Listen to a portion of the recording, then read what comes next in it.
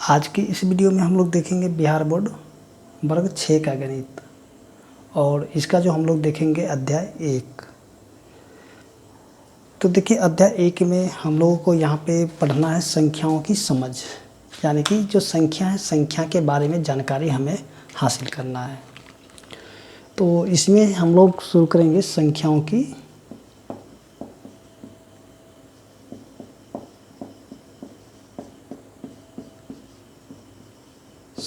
समझ। तो देखिए ये जो होगा हमारा बेसिक वीडियो, और यहाँ पे जितने भी बेसिक बातें होगा संख्याओं से संबंधित, तो इस वीडियो में पूरा का पूरा बेसिक ही रहेगा। और जैसे ही हमारा बेसिक ख़त्म होगा तो हम लोग इसका जो है प्रश्नवाला या सॉरी प्रश्नावली 1.1 से हम लोग शुरू करेंगे, और आगे जो भी होगा हम लोग उन सभी को देखते चलेंगे।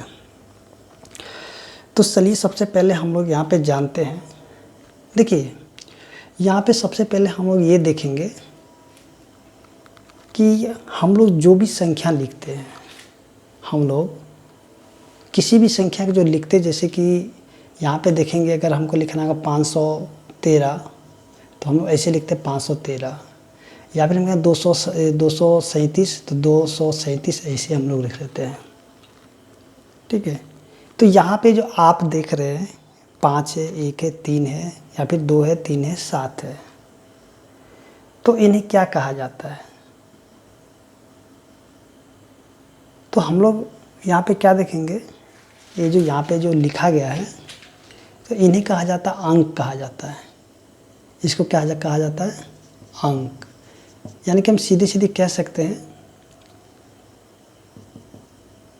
कि किसी भी संख्या को लिखने के लिए जिस चिन्ह की आवश्यकता होती है उसी को कहा जाता है अंक। जैसे कि यहाँ पे हम लोग देखेंगे 0, 1, 2, 3, 4, 5, 6, 7, 8 और 9। तो यहाँ जो देखिएगा 0 से लेकर के यहाँ जो 9 तक है, इन सभी को कहा जाता है अंक कहा जाता है। और इन्हीं की सहायता से हम किसी भी संख्या को लिख सकते हैं। ये जो चिन्ह यहाँ पे दिया गया है, यहाँ पे जो ये 10 चिन्ह है, तो इसी 10 चिन्ह की सहायता से जो है हम लोग किसी भी संख्या को लिखते हैं, और इसी को कहा जाता है अंक। और यहाँ पे आपसे कहा जाएगा कि सबसे छोटा अंक कौन सा है। इसमें अगर सबसे कहा जाएगा सबसे छोटा अंक कौन सा है, तो देखिए यहाँ पे सबसे छोटा अंक 0 है। और कहा जाएगा कि इसमें से सबसे बड़ा अंक कौन सा है, तो सबसे बड़ा अंक कौन सा हो जाएगा? 9 हो जाएगा। ठीक है। तो इसी को हम लोग कहते हैं अंक कहते हैं, और इन्हीं की सहायता से हम किसी भी संख्या को लिखते हैं। तो चलिए अब आगे हम लोग जो देखेंगे इसी में कि ये जो होता है, तो यहाँ पे आगे हम लोग देखते हैं संख्यांक। अब ये संख्यांक क्या होता है? संख्यांक देखिए किसी संख्या को जो निरूपित करने वाले अंक के जो समूह होता है, किसी संख्या को जो निरूपित करने वाले जो अंकों का समूह होता है उसी को कहा जाता है संख्यांक। जैसे कि यहाँ पे हम लोग देखेंगे संख्यांक क्या होता है? किसी संख्या को निरूपित करने वाले ये जो अंक है, अंक, तो यहाँ पे लिखते हैं अंकों के समूह को संख्यांक कहा जाता है। संख्यांक कहा जाता है। ठीक है। संख्यांक क्या होगा? संख्यांक किसी संख्या को निरूपित करने वाले अंकों के समूह को संख्यांक कहा जाता है। जैसे कि अगर हम उदाहरण के तौर पे ले लेंगे, चलिए यहाँ पे कर लेते हैं।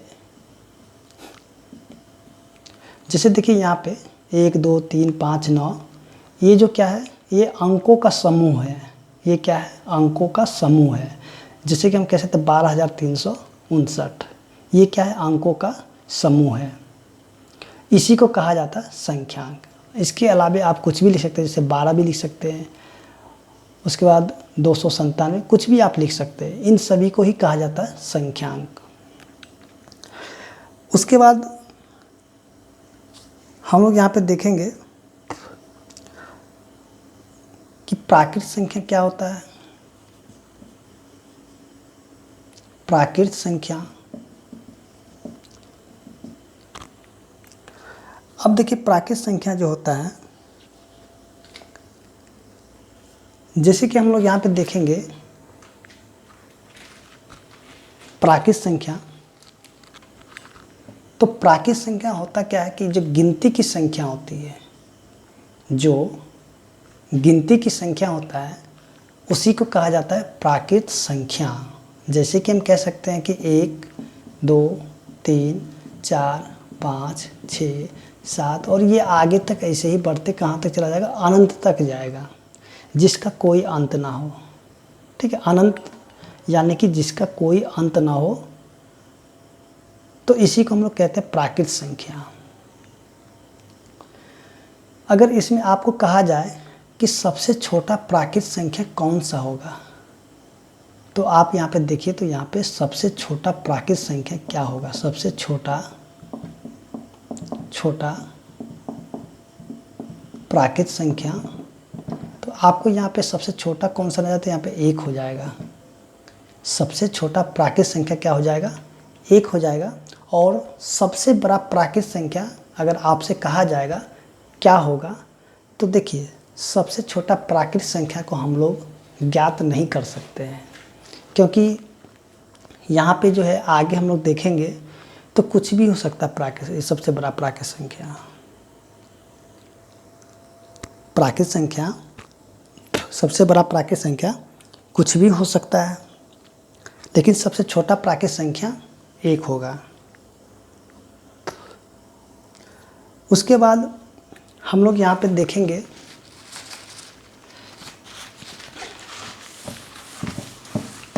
चलिए अब आगे हम लोग समझ लेते थोड़ा सा। देखिए यहाँ पे जो हम लोग अब समझते हैं पूर्ण संख्या। अब कहते हैं ये पूर्ण संख्या क्या होता है, चलिए इसको भी हम लोग समझते हैं। पूर्ण संख्या ये क्या होता है? तो देखिए जैसे कि हम लोग गिनती की संख्या को देखे थे, 1 2 3 4 5 6, और ये आगे अनंत तक जाता है। ये होता है क्या? इसको कहते हैं प्राकृत संख्या। तो इसी प्राकृत संख्या के आगे में अगर हम शून्य लगा दें, 0, तो इसी को कहा जाता है पूर्ण संख्या। अगर प्राकृत संख्या के आगे में एक शून्य लग जाता है तो उसी को कहा जाता है पूर्ण संख्या। अगर आपसे यहाँ पे पूछा जाए कि सबसे छोटा पूर्ण संख्या क्या होगा, तो आप इसको देख करके बता सकते हैं कि सबसे छोटा पूर्ण संख्या क्या हो सकता है। तो यहाँ पे ये जो 0 है, तो 0 सबसे छोटा पूर्ण संख्या हो जाएगा। जिस प्रकार से हम लोग प्राकृत संख्या यानी सबसे बड़ी प्राकृत संख्या को ज्ञात नहीं कर सकते हैं, ठीक उसी प्रकार से सबसे बड़ी पूर्ण संख्या को हम लोग ज्ञात नहीं कर सकते हैं। अगर आपसे यहाँ पे पूछा जाए कि सबसे बड़ा पूर्ण संख्या क्या होगा, तो जिस प्रकार से हम लोग सबसे बड़ा प्राकृत संख्या को नहीं ज्ञात कर सकते, उसी प्रकार से हम लोग सबसे बड़े पूर्ण संख्या को ज्ञात नहीं कर सकते हैं। लेकिन सबसे छोटा पूर्ण संख्या ज्ञात कर सकते हैं। ये जो शून्य है, तो शून्य सबसे छोटा पूर्ण संख्या होगा। इसी प्रकार से अगर हम लोग आगे देखेंगे, तो देखिए सबसे पहले हम लोग यहाँ पे चलते हैं।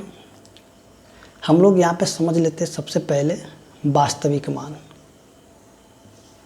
चलिए यहाँ पे हम लोग समझते हैं अब वास्तविक मान, या फिर वास्तविक मान और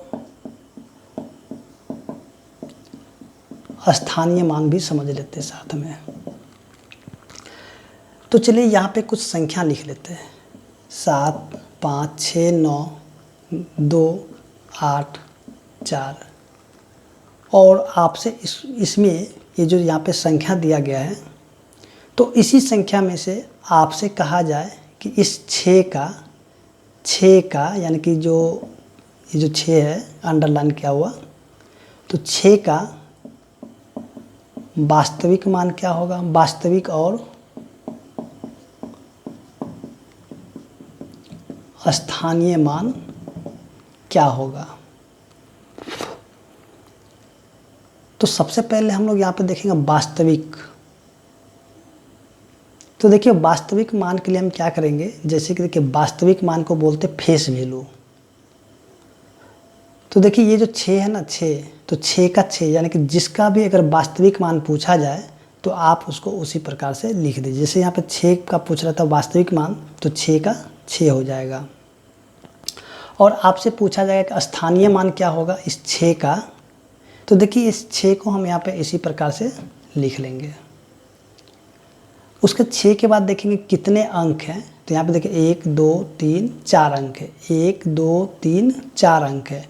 तो इस पर हम क्या करेंगे, 4 जीरो इसके ऊपर ला करके लिख देंगे। तो यही जो है इसका स्थानीय मान हो जाता है। और 6 का वास्तविक मान क्या हो जाएगा, 6 होगा, और स्थानीय मान क्या हो जाएगा, 60,000 हो जाएगा। अब यहाँ पे हम लोग देखते हैं कुछ और भी।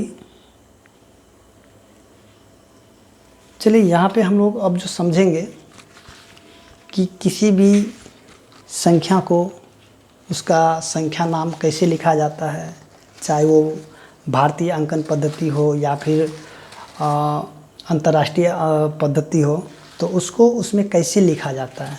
तो चलिए हम लोग उसको समझ लेते हैं। देखिए और जो भी चीज़ आएंगे, यानी कि जो भी संख्या के बारे में आएगा तो आपको उस चीज़ को बताया जाएगा। तो यहाँ पे जितने भी काम की चीज़ें आपको बताया जा रहा है, और जो भी छूट जाएगा तो अगर प्रश्न में आएगा तो आपको उस चीज़ को बताया जाएगा। तो यहाँ पे हम लोग देखेंगे सबसे पहले अंतर्राष्ट्रीय पद्धति में किस प्रकार से लिखा जाता है। तो चलिए सबसे पहले अंतर्राष्ट्रीय यहाँ पे चलिए हम लोग कर लेते हैं भारतीय अंकन पद्धति। सबसे पहले इसको हम लोग समझ लेते हैं, भारतीय अंकन पद्धति। तो देखिए यहाँ पे ये जो भारतीय अंकन पद्धति है, आपको ऊपर कट रहा है, तो चलिए थोड़ा सा इसको नीचे कर लेते हैं। भारतीय अंकन पद्धति। तो इसमें जो है सबसे पहले हम लोग को जानेंगे कि कॉमा जो लगाया जाता है वो उसको किस प्रकार से लगेगा, अल्प विराम जिसको हम लोग कह सकते हैं, अल्प विराम। सबसे पहले हम लोग सीखेंगे यहाँ पे अल्प विराम, यानी भारतीय अंकन पद्धति में अल्प विराम किस प्रकार से लगाया जाता है, और इसके बाद इसको जो संख्या का नाम जो किस प्रकार से लिखा जाता है, तो उन सभी को हम लोग अभी सीखेंगे बारी बारी से। तो देखिए यहाँ पे अगर एक संख्या ले लेते हैं 3, 6, 5, 8, 4, 2, 7, तो देखिए ये जो संख्या दिया गया है, तो यहाँ पे हम भारतीय अंकन पद्धति में अल्प विराम लगाएंगे, यानी कि कॉमा लगाएंगे। तो देखिए ये जो दिया हुआ 3, 6, 5, 8, 4, 2, 7, तो आपको यहाँ पे ये याद रखना होगा कि भारतीय अंकन पद्धति में जो अल्प विराम लगता है, तो सबसे पहले इधर से 1, 2, 3 अंक के बाद लगता है अल्प विराम। उसके बाद फिर से 2 अंक के बाद फिर से आगे 2-2 अंक पे जाता है। सबसे पहले 3 अंक पे लगाया जाता है, उसके बाद 2-2 अंक पर लगते हुए आगे तक जाता है। तो ये हो गया अल्प विराम लगाने का तरीका। उसके बाद जो है अगर यहाँ पे चलिए एक अंतर्राष्ट्रीय वाला पे देख लेते हैं। और अंतर्राष्ट्रीय अंकन पद्धति में अंतर्राष्ट्रीय चलिए 1 मिनट। अंतर्राष्ट्रीय अंकन पद्धति में अल्प विराम किस प्रकार से लगता है, तो इसको भी हम लोग जानते हैं। उसके बाद इसको जो संख्या का नाम किस प्रकार से लिखा जाता है तो उसको भी हम लोग समझेंगे। तो देखिए अंतर्राष्ट्रीय अंकन पद्धति, जैसे इसी संख्या को हम लिख देते हैं यहाँ से 3 6 5 8 4 2 7। तो अंतर्राष्ट्रीय अंकन पद्धति में अगर हमें अल्प विराम लगाना होगा, अल्प विराम, तो देखिए सबसे पहले इसमें क्या होगा, 3 अंक के बाद कॉमा लगता है, फिर से जो है ना आगे भी 3 अंक पर कॉमा लगते जाता है। सबसे पहले देखिए यहाँ पे क्या होगा, 3 अंक पे लगा, फिर से 3 अंक पे, फिर आगे भी 3 अंक पर लगते हुए जाएगा, क्या, तो अल्प विराम लगेगा। ठीक है। भारतीय में क्या होगा, सबसे पहले 3, उसके बाद 2, उसके बाद 2 2 करते आगे बढ़ते जाएगा। लेकिन अंतर्राष्ट्रीय में क्या होगा कि सबसे पहले 3 पे लगेगा, फिर से आगे भी 3, उसके आगे भी 3, इस तरह से आगे बढ़ते, यानी कि 3 पर ये लगते हुए जाएगा। अब जो है यहाँ पे हम लोग सीखेंगे कि अंतर्राष्ट्रीय पद्धति, यहाँ पे भारतीय अंकन पद्धति में जो है इसको किस तरह से संख्या का नाम लिखा जाता है, या फिर अंतर्राष्ट्रीय अंकन पद्धति है तो उसको किस प्रकार से लिखा जाता है। तो चलिए यहाँ पे हम लोग समझते हैं इस चीज़ को।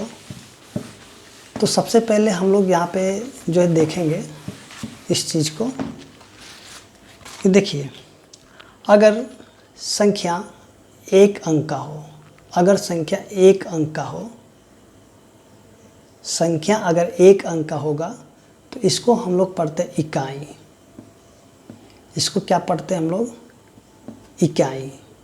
अगर संख्या मान लीजिए 2 अंक का हो, जैसे देखिए यहाँ पे 1 और यहाँ पे 1 0, अगर ये 2 अंक का होगा तो इसको हम लोग बोलते हैं दहाई।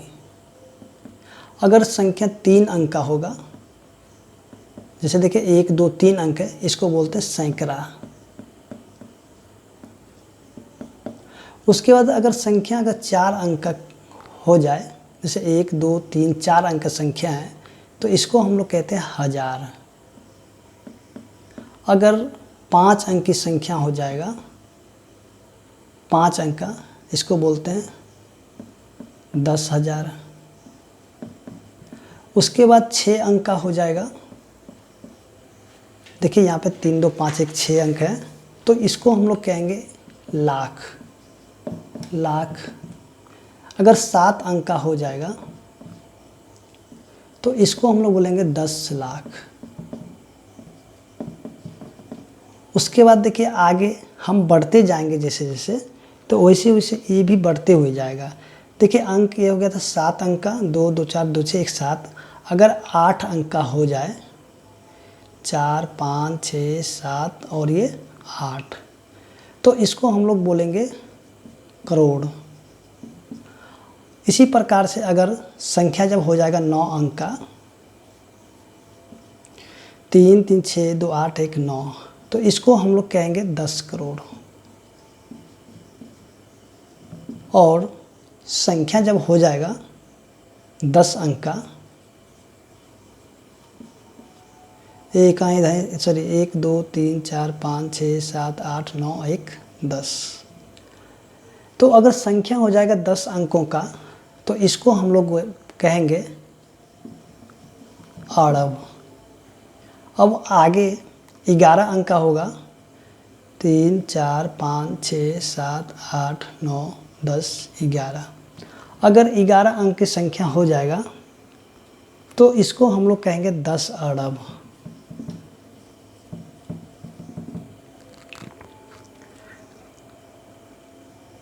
तो यहाँ तक देखिए, यहाँ पे हम लोग क्या देख लिए कि संख्या अगर 11 अंक का होगा, सॉरी यहाँ पे कितने अंक है, 2 2 4 2 6 2 8 2 10 1 11, 2 2 4 2 6 2 8 1 2 10, 2 2 4 2 6 2 8 1 9, 2 4 6 8। तो देखिए यहाँ पे 11 अंक का होगा तो कहेंगे 10 अरब। मान लीजिए कि संख्या अगर हो जाएगा आपका 12 अंक का, चलिए 1 पर 11 0, 2 2 4 2 6 7 8 9 10 11, 2 2 4 2 6 2 8 2 10 11 1 12। तो ये क्या हो जाएगा, अड़ब के बाद हो जाता है खड़ब। उसके बाद संख्या जब 13 अंकों का होगा, 1 2 3 4 5 6 7 8 9 10 11 12 13, तो इसको कहेंगे 10 खड़ब।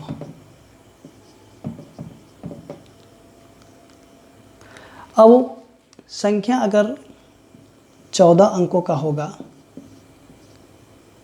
2 2 4 2 6 2 8 9 10 11 12 13 14, 14 अंकों का अगर होगा तो इसको हम लोग क्या बोलेंगे, नील। अगर संख्या 15 अंकों का हो जाएगा, 2, लेकिन इतना तो ज़्यादा पूछता नहीं है, लेकिन चलिए याद रखना ज़रूरी होता है, तो इसलिए आपको इस चीज़ को बता रहे हैं। तो यहाँ पे संख्या अगर हो जाएगा 11 12 13 14 15 अंकों का, तो 1 2 3 4 5 6 7 8 9 10 11 12 13 14 और ये 15, तो इसको हम लोग कहेंगे 10 नील।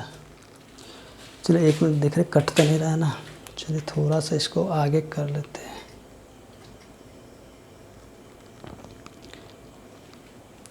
चलिए आगे जो हम लोग देखेंगे कि अगर इस संख्या 15 अंकों का होगा तो इसको हम लोग कहेंगे 10 नील। उसके बाद 16 अंकों का अगर होगा, 3 4 5 6 7 8 9 10 11 12 13 14 15 16, तो इसको हम लोग क्या कहेंगे, तो इसको हम लोग कहेंगे पद्म। उसी प्रकार से 17 अंकों का होगा, 3 4 5 6 7 8 9 10 11 12 13 14 15 16 17, तो इसको हम लोग बोलेंगे 10 पद्म। और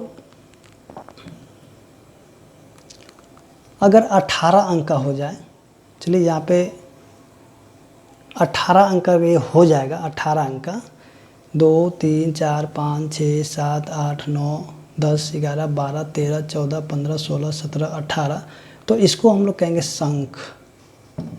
उसके बाद जो लास्ट आता है, यानी कि 19 अंकों का, 2 2 4 2 6 7 8 9 10 11 12 13 14 15 16 17 18 19, तो इसको कहेंगे महाशंख। तो इस प्रकार से आप जो है किसी भी संख्या को लिख सकते हैं, और कैसे लिखा जाता है तो हम लोग अभी समझेंगे। तो उससे पहले हम लोग यहाँ पे जानते हैं, देखिए यहाँ पे जो है ना, ये वाला यहाँ से ये जो 1000 है, तो इसको क्या लिखा जाता है, 1K लिखा जाता है, ठीक है। इसको लिखा जाता है 1K, ठीक है, K मतलब 1000।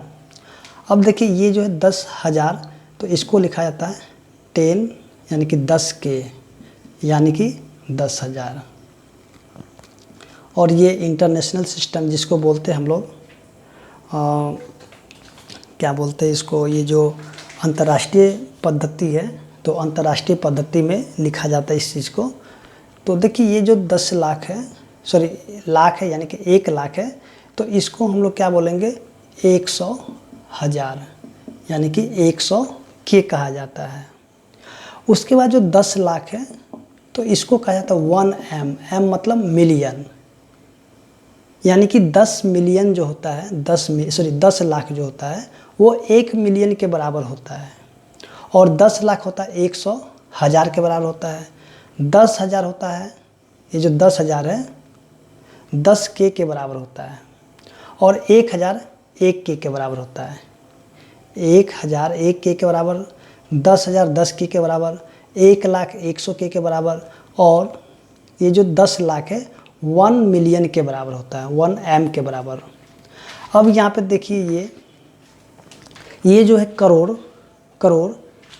करोड़ जो आपका क्या होगा, ये होगा 10 मिलियन के बराबर, यानी कि 1 करोड़ आपका 10M के बराबर हो जाएगा।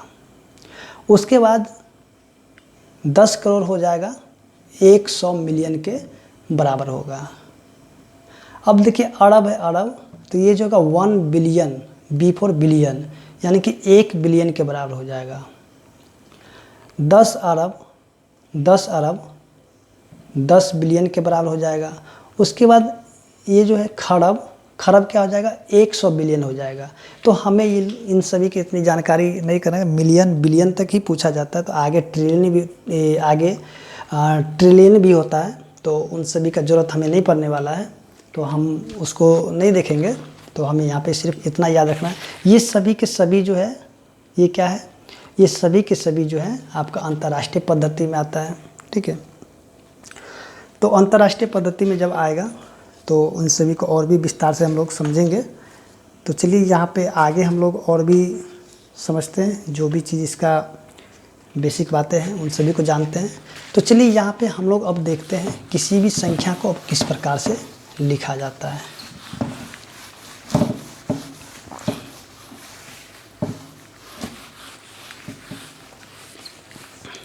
तो चलिए एक बार सबसे पहले हम लोग भारतीय अंकन पद्धति में जो है हम उस चीज़ को पहले समझ लेते हैं, उसके बाद फिर से आगे जो है फिर से इसको देखा जाएगा जो अंतर्राष्ट्रीय पद्धति है। तो चलिए यहाँ पे कोई संख्या हम लिख लेते हैं, जैसे 2 3 5 9 8 7 4 2। तो अगर इसको हमें कहा जाएगा कि इसको जो संख्या का नाम लिखना है और किस में लिखना है, तो ये भारतीय अंकन पद्धति में लिखना है। तो इसको हम लोग कैसे लिखेंगे, तो देखिए इसको हम लोग पहले सबसे पहले यहाँ पे अल्प विराम लगाएंगे। तो 1 2 3 अंक, यानी कि भारतीय अंकन पद्धति में लिखना है तो सबसे पहले 3 अंक, उसके बाद फिर से 2 अंक, फिर से 2 अंक। अब इसको यहाँ पे क्या करेंगे, इसको हम लोग पढ़ेंगे इधर से, इकाई, दहाई, सैकड़ा, हज़ार, 10,000, लाख, 10 लाख, करोड़। तो ये जो जो है दो का जो स्थान आ गया करोड़ पर, तो इसको हम लोग लिखेंगे क्या, 2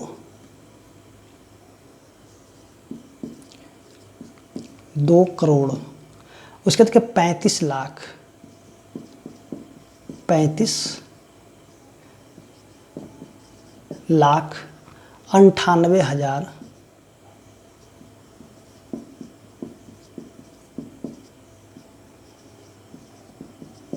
98,000, 98 या 90,000, 98।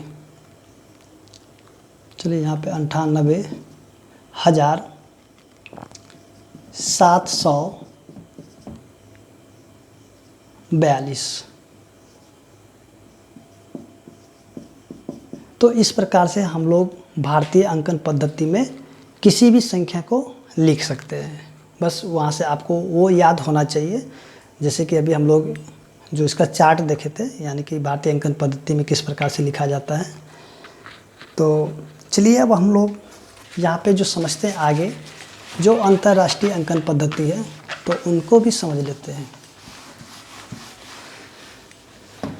चलिए यहाँ पे हम लोग देखते हैं अब अंतर्राष्ट्रीय अंकन पद्धति।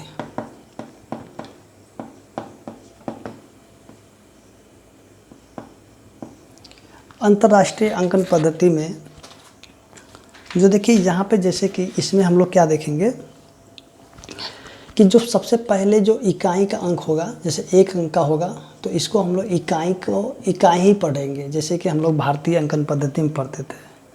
उसके बाद यहाँ पे भी क्या हो जाएगा, सैकड़ा हो जाएगा, सॉरी यहाँ पे दहाई होगा। उसके बाद ये हो जाएगा सैकड़ा। उसके बाद जो यहाँ पे क्या हो जाएगा, 4 अंक का होगा, तो इसको क्या बोलेंगे हम लोग, हज़ार। उसके बाद जब ये 4 अंकों का हो जाएगा, 4 अंकों का, सॉरी यहाँ पे इकाई, दहाई, सैकड़ा, हज़ार। चलिए यहाँ पे 5 अंक का जब हो जाएगा, तो इसको हम लोग हज़ार नहीं बोल के इसको बोलेंगे, इसको जैसे हम लोग बोलते हैं 10,000, तो ये भी क्या हो जाएगा 10,000, सॉरी यहाँ पे 10,000। और ये क्या, यहाँ पे एक ध्यान दीजिएगा, ये जो हज़ार है तो इसको जो है ना वो 1 के यानी कि 1 के लिखा जाता है, और इसको लिखते हैं क्या 10 के। फिर से देखिए यहाँ पे जब संख्या 6 अंक का हो जाएगा, यानी कि 1 लाख, तो इसको क्या बोलते हैं 100, इसको क्या बोलेंगे 100, ये है आपका अंतर्राष्ट्रीय पद्धति में, तो इसको बोलेंगे 100,000, 100,000 यानी कि 100 के हो जाएगा। और इसी प्रकार से हम लोग देखते हैं आगे, अगर 7 अंक की संख्या रहेगा इसमें,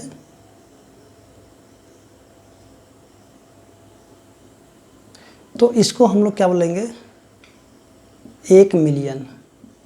देखिए यहाँ पे, और यहाँ पे एक चीज़ आपको ये भी ध्यान रखना कि इसमें जो होगा ना 3 अंक के बाद कॉमा लगता है, जैसे कि यहाँ पे 3 अंक पे यहाँ पे आ जाएगा, यहाँ पे 3 अंक होगा, 1 2 3, यहाँ पे 3 अंक और ये 3 अंक इधर हो गया, फिर से देखिए यहाँ पे 3 अंक, फिर से यहाँ पे 3 अंक और इधर 1 अकेले हो गया, तो यानी कि 1 मिलियन हो जाएगा, 1 मिलियन। ठीक है, इसको 1 M भी लिखा जाता है। उसके बाद देखिए यहाँ पे अगर ये कितना 3 3 6 7, अगर 8 अंकों का हो जाएगा, तो देखिए यहाँ पे 3 अंक 3 अंक, फिर से 2 अंक है, तो इसको हम लोग क्या बोलेंगे 10 मिलियन, 10 मिलियन यानी कि 10 M। उसके बाद देखिए यहाँ पे फिर से 100, फिर से यहाँ पे 3 0 3 0 यानी कि 3 3 6 2 8, और यहाँ पे क्या हो जाएगा 9 अंकों की संख्या का अगर होगा, तो इसको हम लोग क्या लिखेंगे 100 मिलियन, 100 मिलियन यानी कि 100 M हो जाता है। अब देखिए यहाँ पे ये हो गया 9 और 10 अंकों का जब हो जाएगा, 10 अंकों का, तो देखिए इसको क्या लिखा जाता है, तो इसको जो हम लोग कहेंगे मिलियन के बाद आता है बिलियन, यानी कि 1 यानी कि 1 बिलियन, 1 बिलियन। उसके बाद इसी प्रकार से हम लोग आगे बढ़ते हुए जाएंगे, तो ये हो गया आपका 10 अंकों का, अगर यहाँ पे मान लीजिए 11 अंक का हो जाए, तो इसको हम लोग कहते हैं 10 बिलियन। और इसको देखिए यहाँ पे जो है ना 1 B हो जाएगा, 1 बिलियन, ये होगा 10 बिलियन। और सॉरी यहाँ पे कट रहा है, तो चलिए थोड़ा सा हम लोग नीचे कर लेते हैं इसको।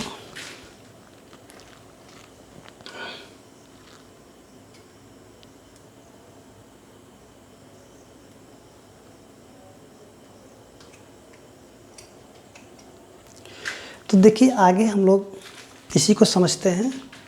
चलिए यहाँ पे 10 अंक हो गया, अब मान लीजिए यहाँ पे 12 अंकों की संख्या अगर हो जाए, तो इसको हम लोग क्या लिखेंगे, तो इसको हम लोग लिखेंगे 100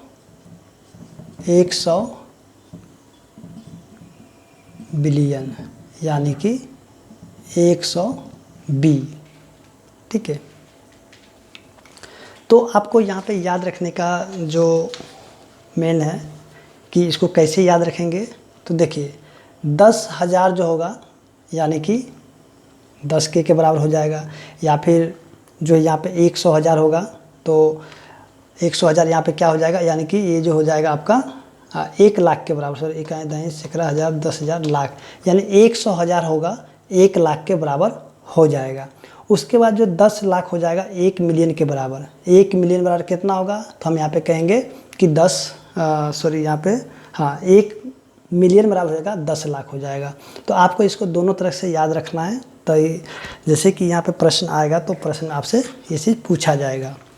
तो चलिए यहाँ पे एक जो है संख्या को हम लोग लिख करके भी देखते हैं कि इसको किस प्रकार से लिखा जाता है अंतर्राष्ट्रीय पद्धति में। तो देखिए यहाँ पे अगर एक संख्या लेते हैं, चलिए यहाँ पे 4 9 6 7 8 2 5, चलिए यहाँ पे 4 भी कर लेते हैं।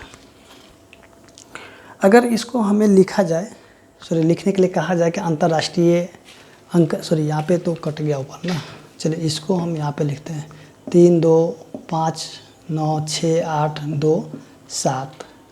तो इसको अगर हमसे कहा जाएगा कि इसको अंतर्राष्ट्रीय अंकन पद्धति में हमें लिखना है, तो हम इसको कैसे लिखेंगे, तो सबसे पहले 3 अंक के बाद कॉमा, फिर से 3 अंक के बाद कॉमा, और देखिए यहाँ पे अलग से 2 बच गया। तो यहाँ पे हम क्या देखेंगे कि कि इसको हम लोग पढ़ेंगे इकाई, दहाई, सैकड़ा, फिर से यहाँ पे क्या हो जाएगा 1000, 10,000, फिर 100,000, उसका मिलियन, 10 मिलियन, तो क्या हो जाएगा 32 मिलियन। क्या पढ़ेंगे 32 मिलियन 59 नहीं 500। अब देखिए यहाँ पे इकाई, दहाई, सैकड़ा, 1000, 10,000, 100,000, तो 596,000। अब क्या हो जाएगा यहाँ पे 1000 होगा। उसके बाद 827। तो इस प्रकार से हम जो है अंतर्राष्ट्रीय अंकन पद्धति में किसी भी संख्या को लिख सकते हैं। और जैसे ही प्रश्न आएगा तो आपको जो इसको और भी आसान तरीके से समझाया जाएगा कि अगर आपको यहाँ पे दिक्कत हो रहा है तो उस चीज़ को और भी बेहतरीन तरीके से बताया जाएगा। तो ये तो सिर्फ आपको यहाँ पे बताया जा रहा है। तो उम्मीद करते हैं कि आपको यहाँ तक समझ में आ गया होगा। तो अब जो यहाँ पे हम लोग समझते थोड़ा सा आगे भी। तो चलिए यहाँ पे हम लोग देखते हैं जो अगला पॉइंट है।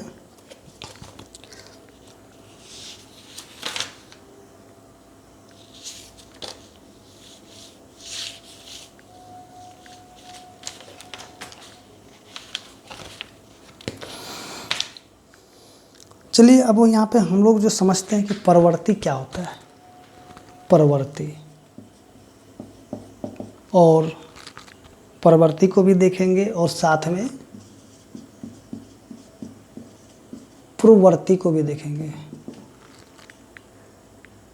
अब देखिए यहाँ पे हम लोग सबसे पहले परवर्ती को समझते। देखिए परवर्ती मतलब क्या होता है, बाद वाला।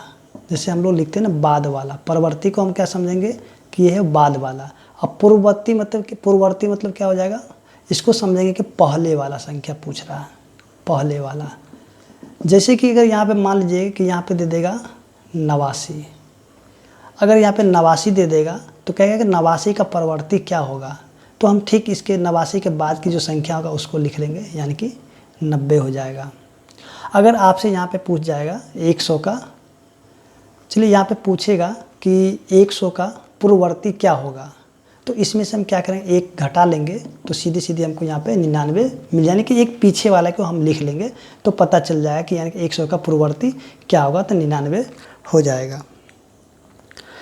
इसी प्रकार से अगर हम लोग यहाँ पे समझेंगे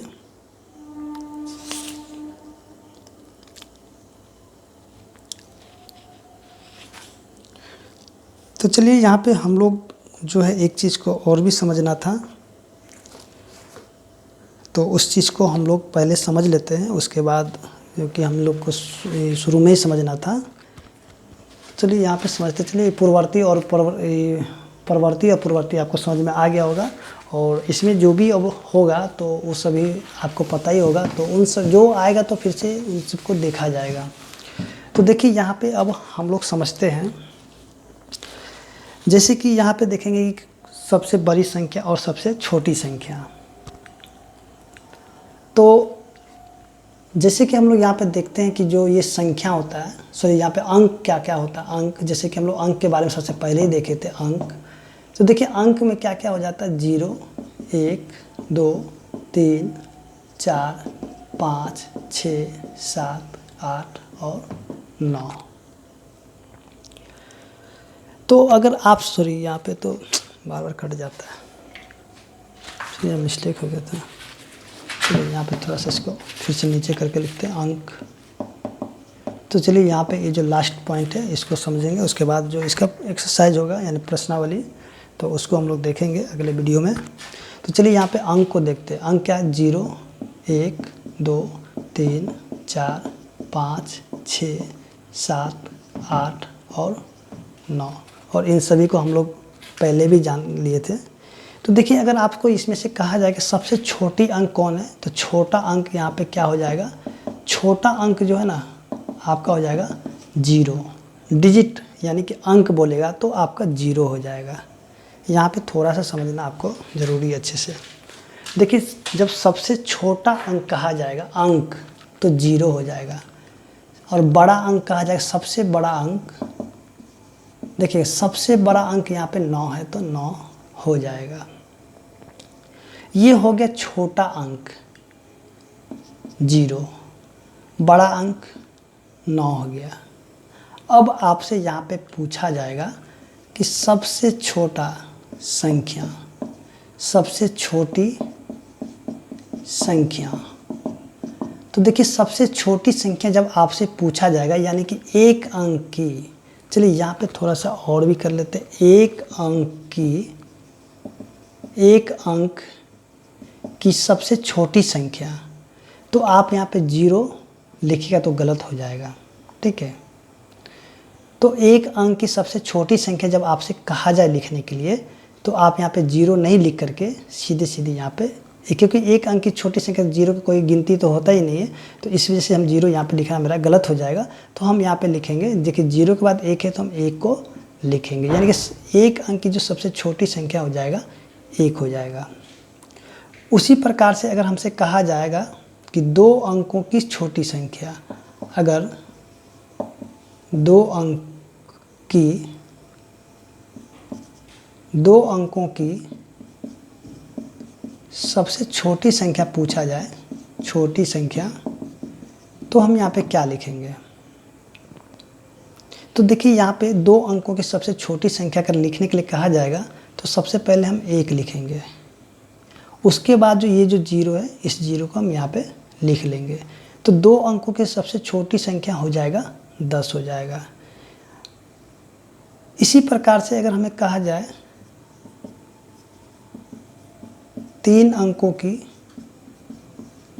सबसे छोटी संख्या क्या होगा, छोटी संख्या, तो देखिए यहाँ पे 1 लिखेंगे और 1 के बाद जो 2 0 लगा देंगे, तो ये हो जाएगा 3 अंकों की सबसे छोटी संख्या। अगर आपसे कहा जाएगा 4 अंकों के बारे में कि छोटी संख्या क्या होगा, तो 1 पर क्या करेंगे 3 0 लगा देंगे।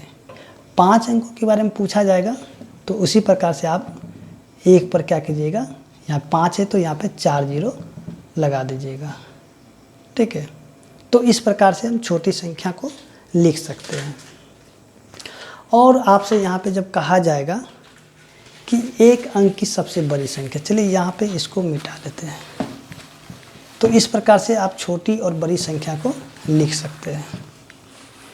सॉरी, यहाँ पे छोटी संख्या को लिख सकते हैं और बड़ी संख्या, चलिए अब देखते हैं यहाँ पे। चलिए यहाँ पे लिखते हैं कि एक अंक की बड़ी संख्या, एक अंक की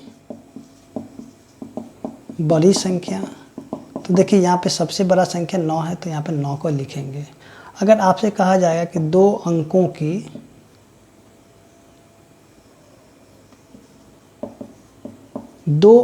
की बड़ी संख्या क्या होगा, तो इसके लिए कुछ करना नहीं है, यहाँ पे 2 ठो 9 लिख देना है। अगर आपसे कहा जाएगा 3 अंकों की बड़ी संख्या क्या होगा, तो यहाँ पे 3 को 9 लिख देना होगा। 4 अंकों की पूछा जाएगा तो 4 को 9 लिख देना होगा। यानी कि जितने अंक की बड़ी संख्या बोलेगा उतने अंक आपको, यानी कि उतना 9 लिख देना होगा। तो ये छोटी संख्या और बड़ी संख्या का आप इस प्रकार से लिख सकते हैं। तो उम्मीद करते हैं कि आपको यहाँ तक इतना चीज़ समझ में आ गया होगा, और अब जो भी छूट गया होगा और जो भी संख्या के बारे में छूटा होगा तो उस चीज़ को हम लोग जैसे इसका प्रश्नावली होगा तो वहाँ पे हम लोग इस चीज़ को कवर कर लेंगे।